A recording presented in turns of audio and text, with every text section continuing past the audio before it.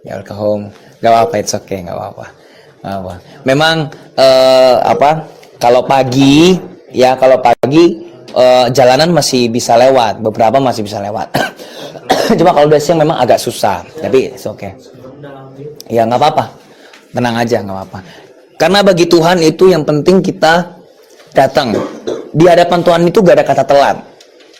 Di hadapan Tuhan, kecuali kalau kita udah meninggal, itu udah telat sesungguhnya. Tapi selama kita diberikan kehidupan sama Tuhan Yesus, kita masih diberi nafas, sekalipun mungkin di sini ada yang ngantuk, capek, mungkin karena kemarin ya, ada di antara kita dia main Roblox kemarin, ya kan? Jadi it's okay, nggak apa-apa, gitu ya. Tapi yang ngajak kita main Roblox malah nggak ini ya, mana dia? Yuk, berarti di situ dia nanti. Gitu. Kita langsung buka dulu saja Firman Tuhan di Pengkhotbah 5. Pengkhotbah 5. Ya, kita belajar seri pengajaran kitab Pengkhotbah. Bulan-bulan yang lalu, kalau teman-teman masih ingat, kita belajar tentang kitab Kidung Agung. Penulisnya sama, yaitu kitab Salomo. Maksudnya penulisnya adalah Raja Salomo. Penulisnya. Jadi, Pengkhotbah ini saya setiap kali saya mengajarkan tentang kitab Pengkhotbah, saya akan memberitahu kepada teman-teman semua backgroundnya. Penulisnya itu adalah Raja Salomo. Ini adalah kitab di mana dia sudah jatuh dalam dosa dan dia kembali kepada Tuhan. Jadi kitab ini perlu banget kita pelajari. Apalagi di hari ini adalah hari kemerdekaan. Ya, by the way saya mau kasih tahu juga ya.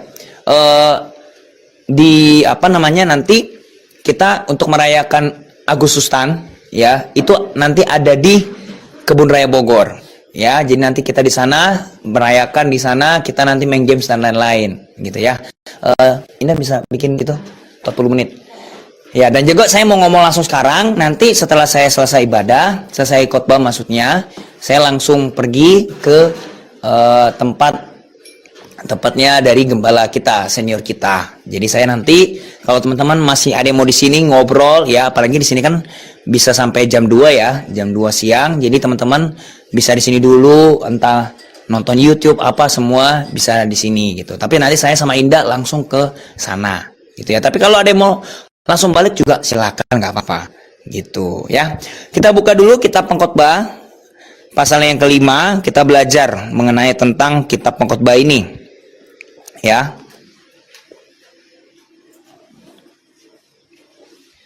Kita lihat kitab Pengkhotbah 5. Kemarin kita sudah pelajari kitab Pengkhotbah 4, sekarang 5 ya. Oke. Janganlah terburu-buru dengan mulutmu dan janganlah hatimu lekas-lekas mengeluarkan perkataan di hadapan Allah.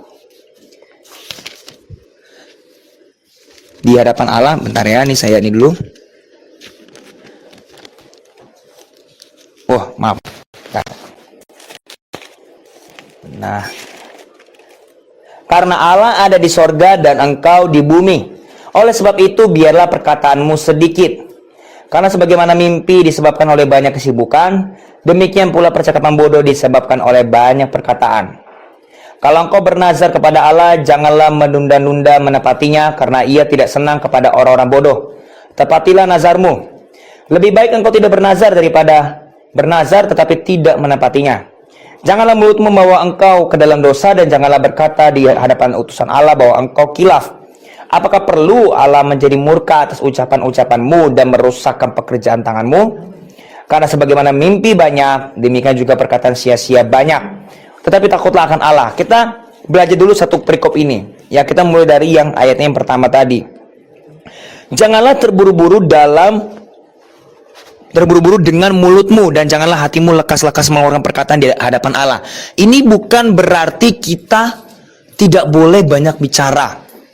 Jangan pernah berpikir ayat ini mengatakan kalau kayak gitu kita ngomongnya sedikit aja. Ini bukan bicara tentang kuantitas. Ini bukan bicara tentang seberapa banyak kita melontarkan atau kita ngobrol banyak-banyak. Apalagi mungkin yang wanita biasanya lebih banyak untuk berbicara kan daripada laki-laki. Tapi yang dimaksudkan dari ayat ini adalah kita belajar hari ini untuk fokus kepada kualitas dalam perkataan kita. Yaitu apa? Integritas kita ketika kita berbicara. Maksudnya begini, mulai sekarang, apalagi anak-anak muda ya, anak-anak muda belajarlah untuk percaya kepada perkataanmu sendiri. Dengan cara apa? Dengan cara kamu harus memegang integritas perkataanmu sendiri. Kamu harus menghormati perkataanmu sendiri. Dengan cara apa? Dengan cara kamu menepati apa yang kamu katakan. Belajarlah itu. Karena di sini dikatakan janganlah terburu-buru, artinya belajarlah untuk berkata sesuatu yang berkualitas. Jangan hambar kata-katamu, jangan membuat orang sakit hati. Belajarlah untuk memilih kata-kata. Kalau kemarin kita belajar untuk memilih kata, sekarang belajarlah untuk menepati apa yang kamu katakan sendiri. Belajarlah itu. Apalagi anak muda seringkali susah untuk menepati perkataannya. Misalnya kalau budaya yang suka telat misalnya, saya nggak nyinggung siapa-siapa di sini ya, tapi kalau kena ya itu dari Tuhan. Ini saya nggak mempersiapkan ini untuk 1-2 orang, enggak loh ya, jangan pikir begitu. Kalau kena ya sudah, saya nggak mau menyerang satu personal, enggak. Kalau saya bawa khotbah ya saya ngalir aja udah, bukan saya mikirin siapa, enggak. Nah, susah kalau orangnya mungkin belum ada sampai 100, dikira saya mau nyerang siapa kan, padahal enggak. Gitu loh. Misalnya contoh aja, anak muda biasanya begitu. Dan budaya kita salah satunya adalah memang suka telat. Itu nanti next time kita akan bahas tuh, budaya-budaya yang memang kita harus ubah. Salah satunya adalah budaya telat. Misalnya, bro, gua datang jam 8 ya, datang jam 9, datang jam 10, datang jam berapa. Nah, kalau seperti itu, kamu tidak bisa dipercayai dan kamu tidak akan percaya kepada perkataanmu sendiri. Begitu juga kalau misalnya kamu ngomong nih, gue pengen lepas nih dari dosa ini, gue pengen lepas, tapi kamu tetap lakukan, nah kamu tidak akan percaya dengan perkataanmu lagi. Misalnya, oh gue akan lepas nih, misalnya gue akan lepas dari nonton video porno misalnya, tapi kamu tetap lakukan. Ketika nanti kamu ngomong lagi, kamu nggak akan percaya dengan perkataanmu. Nah itu sulitnya. Kalau kamu nggak bisa memegang perkataanmu sendiri. Kalau kamu sendiri aja nggak bisa pegang perkataanmu, bagaimana orang lain memegang perkataanmu? Dan apalagi Tuhan yang memegang perkataanmu itu. Orang yang mempunyai integritas dalam mulutnya, Tuhan akan menghormati orang itu. Menghormati di sini bukanlah menghormati seperti manusia menghormati Tuhan, tapi menghormati di sini di mana Tuhan itu memberikan kita itu kepercayaan yang lebih, memberikan kepercayaan. Dan kalau kamu seperti itu, ketika kamu memang sedang membutuhkan sesuatu, kamu lebih gampang untuk meminta kepada Tuhan. Contoh, saya kasih contoh simpelnya aja. Misalnya kalau ada orang, misalnya ada temanmu gitu ya, kamu tahu bahwa orang ini jahat. Misalnya orang itu memang misalnya suka gosipin orang, nipu duit orang, dan lain-lain. Ketika dia lagi sakit, pertanyaannya, dia langsung percaya nggak bahwa Tuhan akan menyembuhkan dia? Enggak. Kenapa? Karena dia tahu bahwa dia itu orang berdosa. Semua orang berdosa ya. Semua orang berdosa. Tapi kalau orang yang sengaja masih hidup dalam dosa, ketika dia pengen bangkit, dia harus menghadapi kebersalahannya itu. Setan akan mentuding dia. Setan akan mentuding dia. Misalnya kita jenguk orang nih, ya. Terus ketika kita doain, dia akan susah untuk percaya bahwa Tuhan akan menyembuhkan dia. Jangan kamu meminta mujizat kepada Tuhan. Untuk berdamai dengan dirinya sendiri, dengan Allah aja susah. Karena apa? Karena dia gak punya hubungan yang baik sama Tuhan Yesus. Ketika dia pengen beriman kepada Tuhan, setan sudah langsung menghajar dia. Setan sudah langsung menyerah hatinya. You tidak layak, kamu gak layak. Kamu kemarin itu mau bunuh orang. Kamu kemarin itu mau menghancurkan hidup orang. Kamu mau ngambil wanita orang lain. Kamu mau mengambil cowok orang lain dalam keadaan sakit. Makanya supaya kita dipercayai oleh Tuhan, di sini dibilang jangan terburu-buru kalau ngomong sama Tuhan, itu supaya kita bisa percaya kepada diri kita sendiri dulu dalam mulut. Belajarlah untuk menepati apa yang kamu bilang. Ini nggak cuma untuk kamu doang ya, ini untuk saya juga. Setiap kita Setiap kita perlu belajar. Saya bukan berarti seorang pendeta itu nggak bisa salah. Pendeta bisa salah. Tapi firman Tuhan itu tidak akan pernah salah. Makanya kalau di sini di antara kamu yang hari ini merasa berdosa, tapi kalau kamu lihat ada temanmu membutuhkan nasihat, dan kamu tahu nasihatnya benar, nasihatilah dia. Karena yang terpenting itu adalah firman-Nya, bukan kita.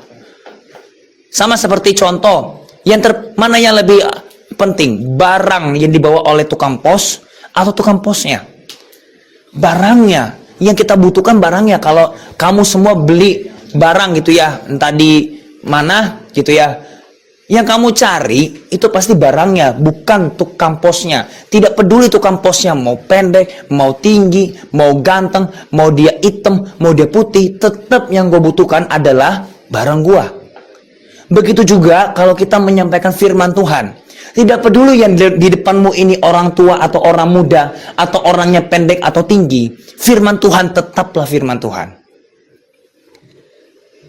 Makanya belajarlah untuk percaya kepada perkataanmu sendiri.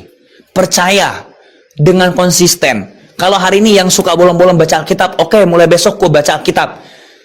Suka nggak suka, besok tetap baca. Hari ini gue berdosa, besok gue baca. Itulah yang saya lakukan juga. Kalau saya lebih ekstrim sih, ya, ini adalah cara saya baca Alkitab. Misalnya contoh, saya lagi sibuk banget nih kerjaan, misalnya kerjaan sibuk, ya. Saya biasa sehari ini saya ngomong begini bukan mau hebat paling tinggi paling enggak, tapi ini adalah prinsip saya harus baca lebih dari teman-teman semua. Saya baca sehari itu 10 pasal sehari. Tapi kalau hari ini saya nggak baca, atau misalnya saya cuma baca 5, besoknya berarti saya ada utang. Jadi saya akan baca 15. Dan saya tidak akan main game dulu, saya tidak akan ngapain dulu, kecuali tanggung jawab ya. Kalau tanggung jawab ya pasti kita lakukan dulu tanggung jawab kita. Tapi untuk bermain apapun itu nanti dulu. Saya bacakan dulu, saya clearkan dulu, baru mau main-main. Baru saya buka ini, saya buka itu. Saya baca dulu. Jadi pernah waktu itu saya nggak baca, bukan nggak baca sih, tapi baca cuma nggak sampai 10. Bacanya nggak sampai 10. Akhirnya saya sampai hitung tuh, makanya saya tulis di jadwal saya itu ada saya tulis. Saya baca sampai mana. Jadi kalau misalnya saya nggak baca selama 3 hari, berarti saya harus baca 20 pasal. Dan kadang-kadang saya cicil, misalnya saya baca 15 pasal jadinya. Nah seperti itulah. Untuk apa? Yang penting saya konsisten. Saya sudah konsisten di hadapan Tuhan, saya pengen baca 10 Tuhan. Ketika kita sudah ngomong kayak begitu, belajarlah konsisten dengan perkataanmu. Begitu juga apapun, nggak cuma baca Alkitab. Ketemu orang jam berapa, datanglah. Malah sebelumnya kita harus datang. Dan juga apa? Misalnya juga, gue pengen besok misalnya, yang cewek misalnya, gue pengen diet misalnya.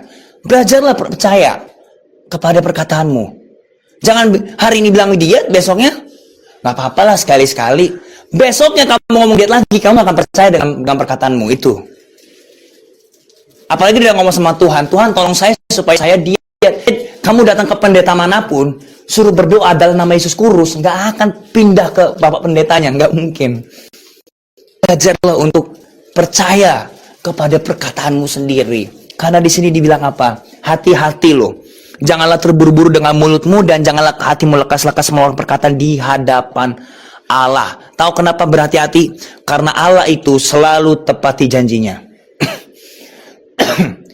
Kalau Tuhan, nah inilah Tuhan kita itu, kalau kita tidak taat, tapi kalau kita jatuh dalam dosa, dia tetap setia loh.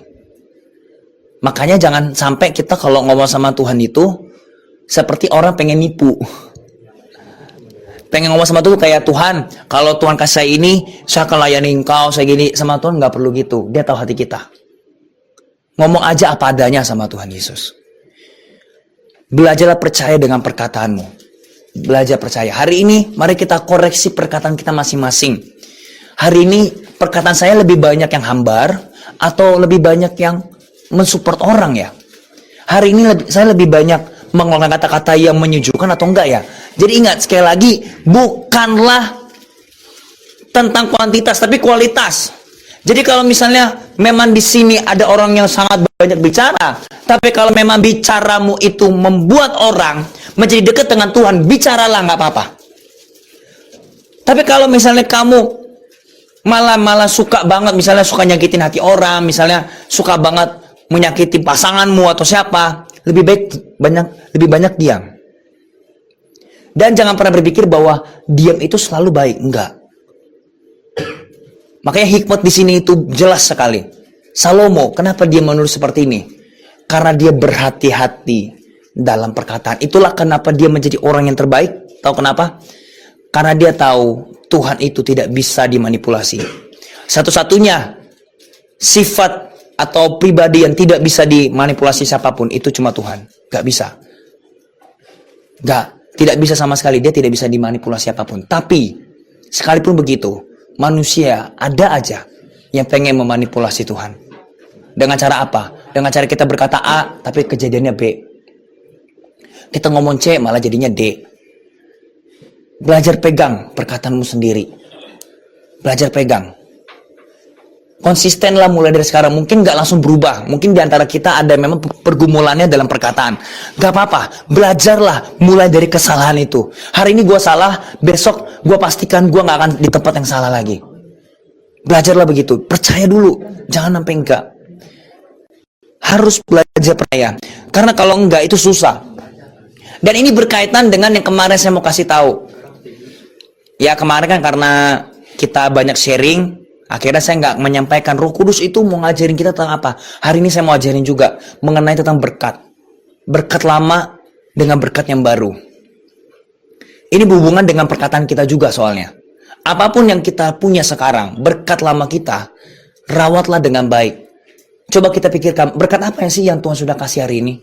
Atau kemarin-kemarin apa? Rawatlah dengan baik. Jangan sampai kalau Tuhan mengambil itu, kamu akan bisa nangis darah. Kita selalu pengen, inilah sifat manusia, dan ini terjadi di Salomo. Salomo itu udah punya semua, teman-teman. Salomo itu udah punya apapun itu. Tapi dia nggak punya kepuasan. Karena apa? Sifat manusia. Kalau dia nggak ikut Tuhan, atau dia nggak bertuhan, orang itu akan sangat-sangat liar. Dia sepintar apapun, kita bisa lihat loh, Salomo ini kurang pintar apa? Orang ini pintar banget. Tapi ternyata kepintarannya itu hanya bisa untuk bagaimana cara berdiplomasi doang. Tapi secara untuk membangun kekeluargaan dia nggak bisa. Dari sini Salomo kita bisa belajar. Sejago-jagonya kamu di bidang apapun, kamu tetap butuh Tuhan. Sejago-jago apapun kamu mencintai sesuatu, kamu butuh Tuhan. Mungkin kamu lebih jago misalnya di bidang tertentu, tapi ingatlah, you tetap butuh Tuhan. You tetap butuh komunitas, tetap butuh hamba Tuhan atau gembalamu yang mensupportmu. Karena urapan itu dari mana? Dari imam sampailah ke jemaat-jemaat yang lain. Jadi mari kita belajar untuk menghargai berkat Tuhan hari ini. Berkat Tuhan hari ini apa? Jangan sampai berpikir berkat Tuhannya cuma segini. Karena berkat Tuhan itu tidak bisa dikekang oleh waktu. Sekalipun berkatnya lama, tapi kalau ada di momen tertentu, dia akan menjadi berkat yang paling berharga yang pernah kamu dapatkan. Dan saat itu Salomo mempunyai berkat yang tiada duanya, yaitu apa? Perempuan gadis Sunem itu. Tapi dia meninggalkan satu wanita ini yang mungkin bisa aja kalah kecantikannya dari 1000 wanita itu. Dari 1000 wanita. Dan jangan pernah berpikir loh, 1000 wanita ini bukan wanita-wanita yang kecil-kecil atau wanita rakyat biasa. Ini wanita bangsawan. 1000-nya itu wanita bangsawan rata-rata dari negara lain, dari bangsa lain.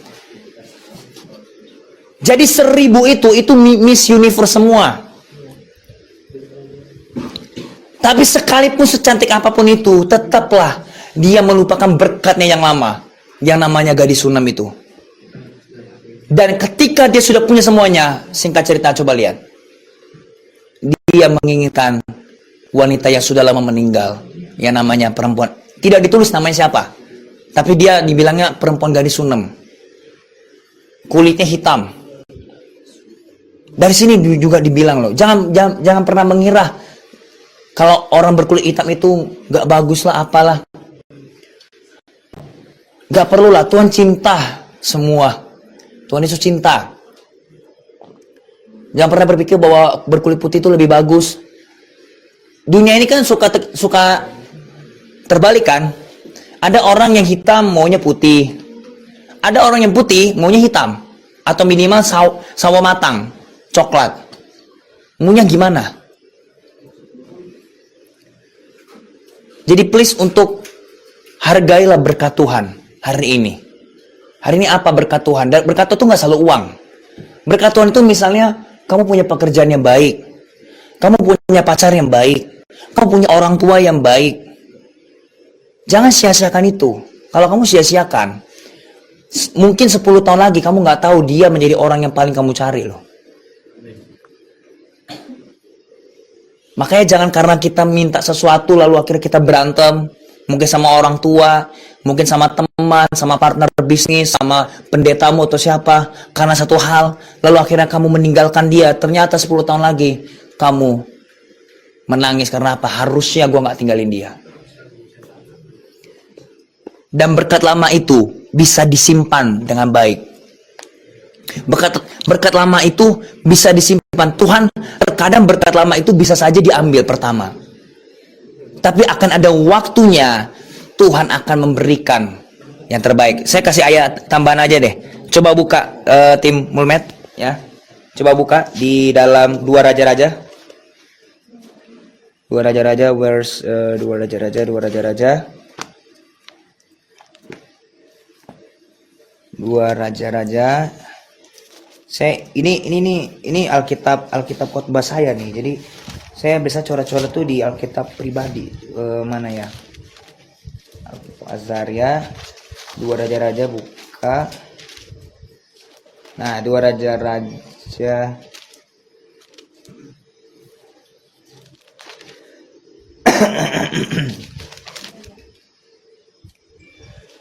2 Raja-Raja bentar ya teman-teman ya. Isabel dibunuh. Bukan dibunuh menggunakan keluarga Ahab.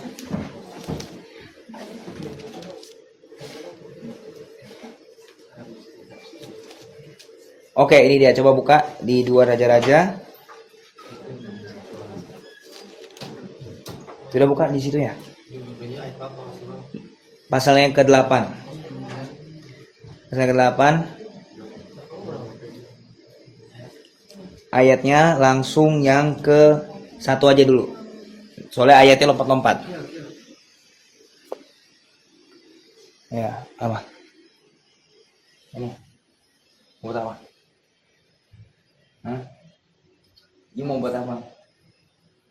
Hah? Wifi. Oh. Iya, wifi mau buat apa? Jangan aneh. Hah? Selek loh, guys. Ya. Ya, soalnya kalau dipakai semua nanti dia nge-lag semua. Ya, apa dulu? Pakai dulu. Ini dulu ya. Oke. Elisa telah berbicara. Nah, ini dia nih. Elisa telah berbicara kepada perempuan yang anaknya dihidupkan kembali. Katanya, berkemaslah dan pergilah bersama-sama dengan keluargamu dan tinggallah di mana saja engkau dapat menetap sebagai pendatang. Sebab Tuhan telah mendatangkan kelaparan yang pasti menimpa negeri itu 7 tahun lamanya. Jadi, saya kasih tahu konteksnya ya. Ini perempuan ini juga perempuan Sunem. Dia itu orang yang baik. Dia orang kaya dan dia orang baik. Dia orang baik, dia memberikan sebuah kamar untuk hamba Tuhan yang bernama saat itu Nabi Elisa. Tapi Nabi Elisa kasih tahu 7 tahun lagi, 7 tahun lamanya akan ada kelaparan di Israel. Dia disuruh pergi ke negara lain atau bangsa lain dulu. Nah, kita langsung aja lompat sekali di ayatnya yang ke-6. Ayat yang ke-6. Ayat yang ke-6 yang paling bawahnya dulu langsung. Nah, ini dia dikatakan apa? Lalu raja bertanya-tanya, dan ini kisahnya setelah 7 tahun kemudian. Setelah 7 tahun kemudian, lalu raja bertanya-tanya dan perempuan itu menceritakan semuanya kepadanya. Apa yang diceritakan? Jadi waktu itu dia minta anak. Dia minta anak kepada Elisa. Sebenarnya bukan dia minta anak sih. Jadi ada hambanya si Gehazi ini si Gehazi ini, dia bilang, ini orang gak punya anak. Akhirnya Elisa berdoa supaya dia punya anak. Tahun depan, akhirnya dia dapat anak, tapi anaknya gak lama meninggal. Singkat cerita, dihidupkan kembali. Inilah cerita yang ditanyakan oleh Raja Israel saat itu. Nah, dan dia bertemu dengan namanya Gehazi. Dan ketika si perempuan Sunam ini lagi pindah ke bangsa lain, asetnya itu diambil. Itu berkatnya loh. Berkat lama dia tuh. Berkat yang selama ini dia tahan, dia fokuskan, ya kan? Tapi akhirnya apa? Kemudian raja menugaskan seorang pegawai istana menyertai perempuan itu dengan pesan, pulangkanlah segala miliknya dan segala hasil ladang itu sejak ia meninggalkan negeri ini sampai sekarang. Artinya apa? Selama 7 tahun berkat itu di-keep oleh Tuhan saat itu, dan ketika waktu timing yang tepat dikembalikan lagi. Ini yang disebut dengan hargailah berkat lama. Terkadang berkat itu tidak perlu kamu tahan-tahan. Terkadang berkat itu tidak perlu kamu sangat-sangat menuhankan. Jangan. Apa yang kamu punya berkat sekarang, jangan terlalu berpaku kepada itu. Karena siapa tahu itu bisa diambil. Kita harus punya hati seperti Ayub. Tuhan yang memberi, Tuhan yang mengambil. Terpujilah nama Tuhan. Begitu juga sekarang dalam kita belajar dalam kitab Pengkhotbah ini. Belajarlah untuk bisa menghargai dan belajar untuk melepaskan apa yang memang kamu perlu lepaskan. Karena ada beberapa di sini yang Roh Kudus kasih tahu orang itu punya berkat tapi dia nggak menghargai berkatnya. Dia lebih banyak kayak berpikir, aduh saya susah, saya begini, saya begitu.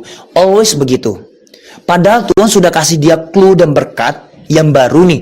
Kamu akan dapat berkat yang baru loh. Tapi dia selalu berkata sama Tuhan tuh kayak mana, dan mana.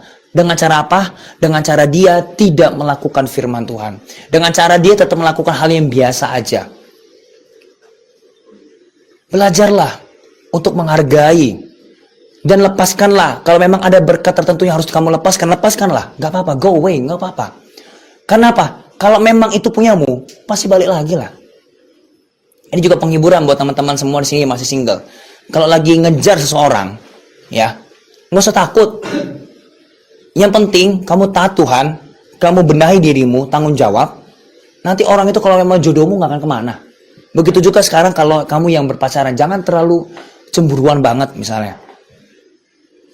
Baru di mall atau gimana, ngelihat dikit, nanti marah, ngambek. Justru yang kayak gitu, itu bukanlah kasih dari Tuhan. Semakin kamu kekang dia, semakin lepas dia. Itu yang saya diajarkan dulu sama salah satu rekan saya juga. Dia ketika saya waktu itu mau dapat Indah waktu itu, mau pacaran sama Indah, susah banget dapetin dia. Saya selalu diingatkan begini, semakin lu kejar dia, semakin lu gak akan dapat dia. Semakin lu dekat dengan Tuhan dan lakukan tanggung jawab lu, dia akan datang sama lu. Akhirnya saya keep sama Tuhan, saya akan lakukan apapun yang kau mau. Saya mau punya rencana begini. Dari situlah tahun depannya saya semakin dipulihkan sama Tuhan. Saya punya hubungan dengan Indah semakin baik, akhirnya kami bisa berpacaran.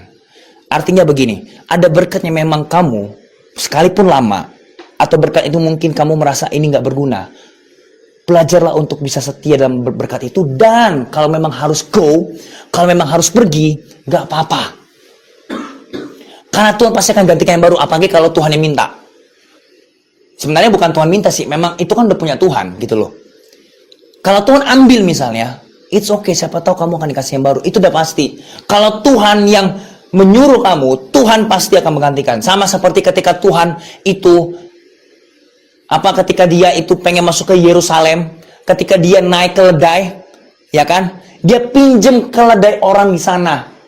Sampai orang itu mengatakan, sampai Tuhan bilang, Tuhan memerlukannya. Ia akan segera mengembalikannya. Dan tidak ada yang tahu kan keledainya sampai sekarang, tapi keledai menjadi nama hewan yang paling bersejarah sekarang. Siapa yang bisa menaiki keledai? Orang kan nggak ada yang mau. Apalagi raja. Tapi lihat, raja segala raja memakai hewan yang tidak ada kuatnya sama sekali. Tapi dia memakai apa? Keledai. Yang artinya apa? Dia lemah lembut. Dia seakan-akan tidak berdaya. Sebenarnya Tuhan itu berdaya banget. Oh, jangan pernah main-main sama dia. Tapi dia sengaja mengkortingkan dirinya sendiri. Dia adalah pribadi yang tidak bisa dibayar oleh apapun, tapi dia sengaja menggratiskan dirinya dengan cara dia mati di kayu salib. Makanya mulailah kita belajar menghargai apa yang Tuhan kasih. Belajarlah. Hari ini kalau memang gaji kamu misalnya di sini yang kerja baru cuma segini, ya sudahlah, terimalah, kelolalah. Saya pernah ketemu orang yang gajinya puluhan juta, banyak utang kok. Jadi nggak usah percaya banget lah. Terus juga jangan terlalu, kalau misalnya dalam hal perkataan juga ya, jangan selalu berpikir tuh begini. Kalau cewek yang ikut saya dari nol, saya percaya dia akan setia sama saya. Enggak. Saya punya teman, bahkan teman si rekan lah di tempat kerja. Dia cerita sama saya, dia umurnya udah tua. Dia lebih tua daripada kita semua di sini. Tapi dia cerita, dia adalah orang yang zaman dulu ya. Zaman dulu kan masih zaman mainin dingdong, tahu dingdong ya? Tahu dingdong kan, game-game yang kalau sekarang mah warnet, kalau dulu mah masih pakai dingdong tuh yang pencet-pencetan begitu. Tahu, dia adalah orang yang mempunyai seluruh dingdong di Surabaya. Di Surabaya tuh dia yang megang semua. Jadi ini orang kaya banget. Kaya banget. Dia punya pasangan itu dari nol sama dia. Dari orang susah naik dia jadi orang kaya banget. Tapi tahu apa yang terjadi? Istrinya selingkuh. Padahal dari nol loh barang dia. Yang tadinya dia bisa dia dalam rekening dia itu miliaran. Dia tuh bisa punya berapa rumah tuh banyak saat itu. Tapi istrinya selingkuh, diambil semua aset-aset itu supaya untuk sama pasangan selingkuhannya ini. Dan ketika itu sampai sekarang akhirnya dia itu kerja di tempatnya saya, dan tempat saya itu kerjanya ya bisa dibilang pekerja kasar. Dari dia punya apapun segalanya jadi turun. Bahkan sampai setiap kali anaknya nanya, "Papa, kok kami begini? Kok hidup kita begini?" Dia selalu bilang, "Lu tanya mama lu. Kenapa gara-gara dia."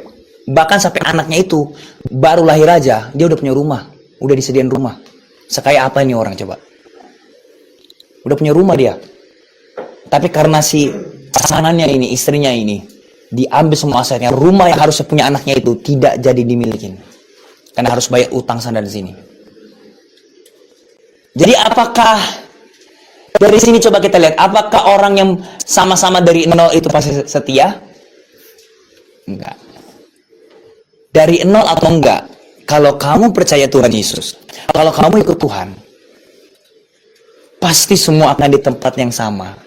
Makanya cari uang itu nggak usah terlalu gimana lah. Kita memang cari uang, saya juga cari uang kok. Cuma nggak usah gimana-gimana banget gitu. Kalau kita misalnya mau dekat kalau kita misalnya punya kenalan nih, ya, punya kenalan yang mungkin dia punya pengaruh, mungkin dia artis atau influencer atau something, udahlah, kita nggak usah terlalu gimana gitu. Rasanya kayak pengen ngambil hati dia, kayak pengen deket sama dia, kayak nih lihat nih, gua temenan sama dia nih. Gak perlu lah. Kalau kamu memang punya kualitas, orang yang dia mungkin bisa menginfluence banyak orang, dia akan datang ke kita juga kok. Itu yang akan kita lakukan dalam gereja kita juga. Kalau misalnya di gereja kita misalnya ada yang datang itu artis, yang datang itu seorang influencer atau siapapun itu, tetap dia adalah domba di sini. Tidak ada dispesialkan di sini. Di sini harus tetap orang yang sama. Di gereja kita yang duduk itu bisa mungkin sebelahnya satu CEO, mungkin satu sebelahnya bisa tukang becak. Karena di hadapan Tuhan kita semua sama di sini. Gak ada di sini ini CEO semua, ini yang konglomerat, ini apa semua, enggak. Setiap manusia yang berada masuk ke gereja ini, semuanya adalah domba-dombanya Tuhan. Termasuk saya dombanya Tuhan. Tapi saya dipercayakan untuk mengembalakan. Jadi saya itu G-nya kecil, bukan G-nya besar. Kalau G-nya besar itu Tuhan. Jadi mulailah kita perbaiki baik-baik. Mulailah, gitu loh. Jadi singkatnya, apa yang kita pelajari hari ini? Oh ya, ayat yang terakhir deh. Ya, habis ini kita baru selesai. Kita buka tadi, pengkhotbah tadi.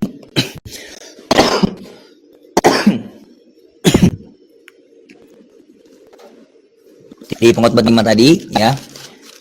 Di pengkhotbah 5. Kesia-siaan kekayaan di ayatnya yang ketujuh ya.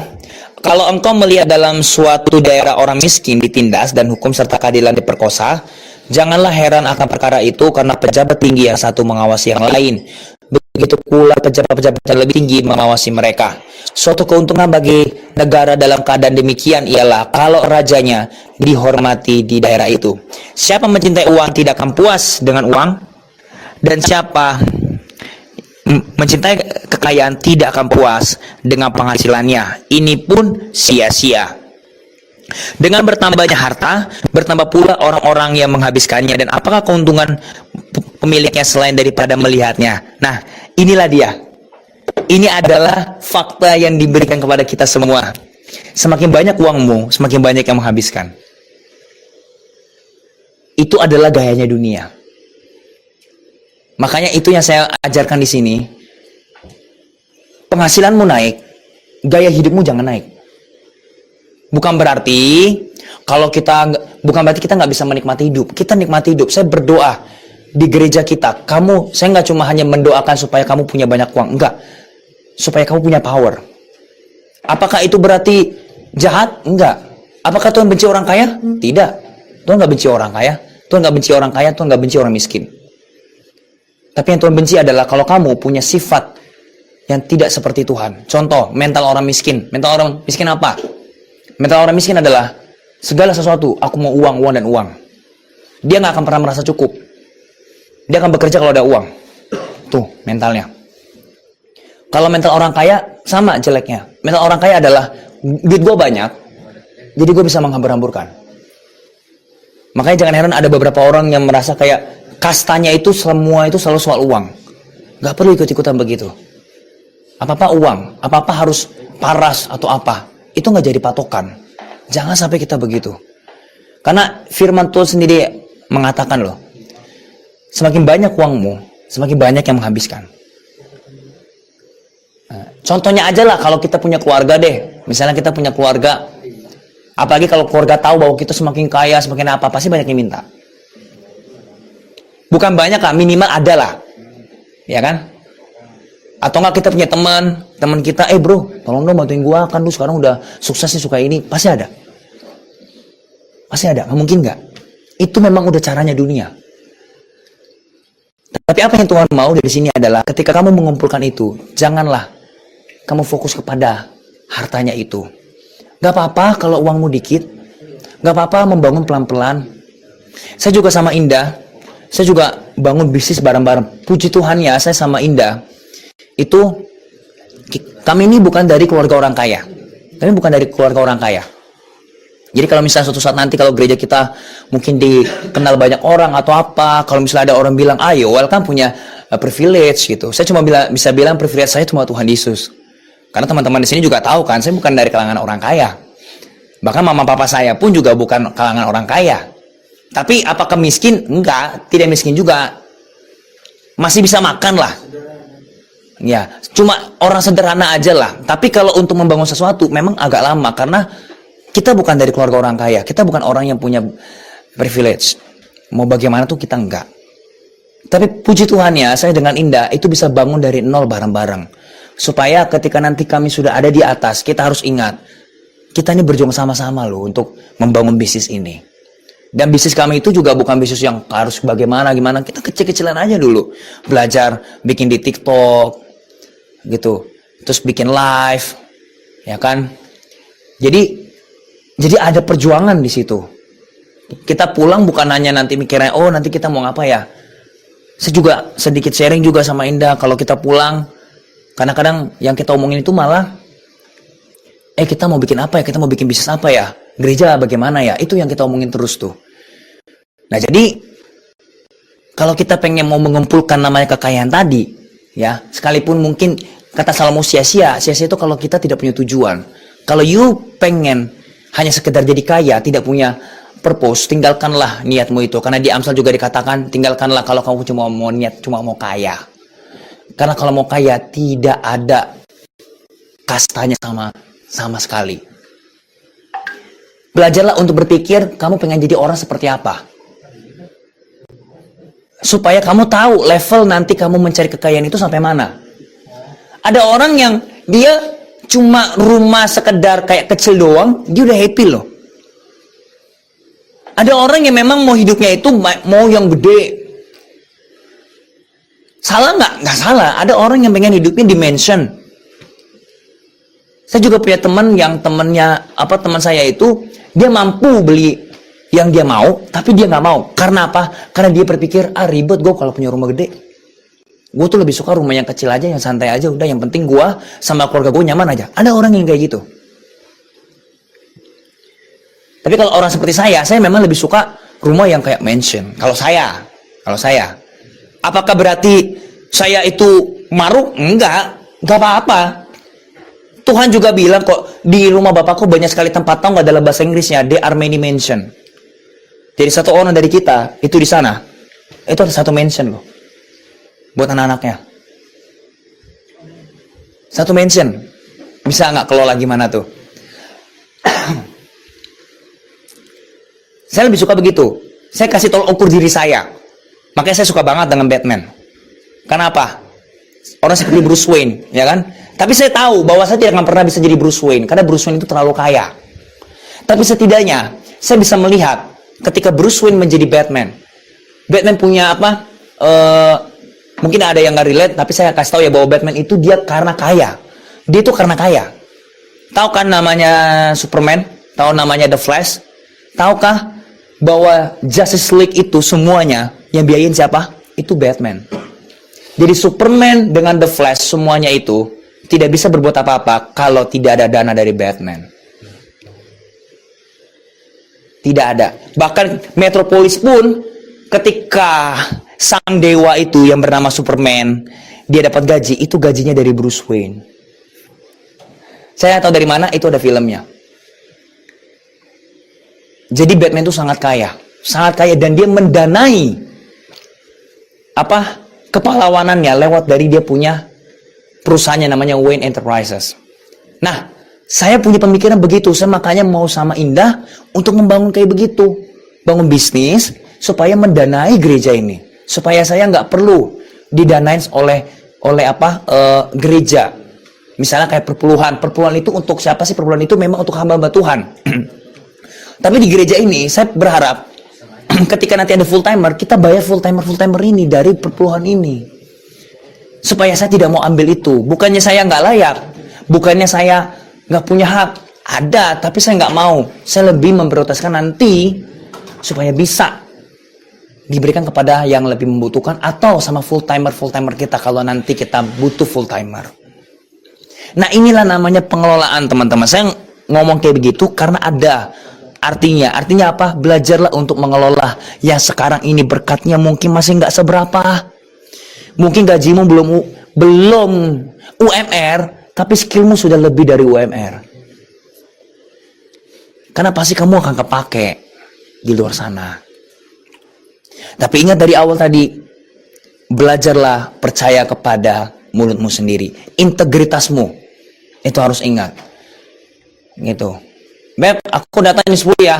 Jam 10, jangan jam 11. Jangan 10 OTW ternyata bukan on the way, on the WC. Gitu loh. Bro, gue datang ya. Nanti gue datang. Ya, ini saya bilang begini bukan berarti kita harus gimana, kalau misalnya memang ada yang sakit, ada yang apa, ya enggak, ya it's okay gitu loh. Tapi kan kita kadang-kadang tahu kan, teman-teman ini kata yang orang mah cuma alasan aja, ini emang elunya aja emang mau lama lo. Gitu ya, amin. Mari semua kita bangkit berdiri.